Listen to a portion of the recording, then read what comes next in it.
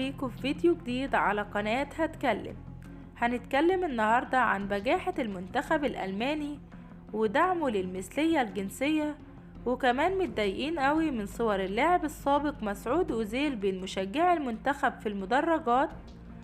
أبدت عدة صحف ألمانية دهشتها واستنكارها لرفع جماهير عربية لصور نجم المنتخب الألماني السابق مسعود أوزيل خلال المباراة التي جمعت المنتخب الألماني أمام نظيره الأسباني مساء أمس الأحد.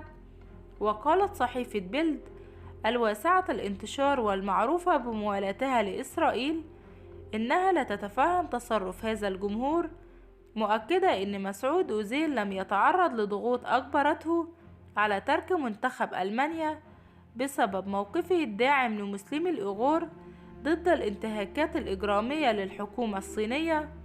وأضافت الصحيفة أيضا إن سبب تعرض أوزيل للانتقادات وقتها هو ظهوره في صورة جمعته بالرئيس التركي رجب طيب أردوغان، وهو الأمر الذي أثار جدلا واسعا داخل الأوساط السياسية والإعلامية الألمانية آنذاك.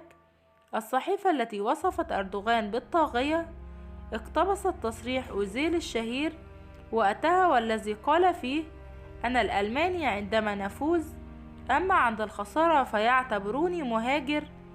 الجدير بالذكر أن مسعود أوزيل تعرض لمضايقات في ناديه أرسنال الإنجليزي بسبب موقفه المناهض لانتهاكات الصين بحق المسلمين الأوغور، الأمر الذي دفع به إلى الاعتزال دوليا والانتقال للعب في إحدى الأندية التركية.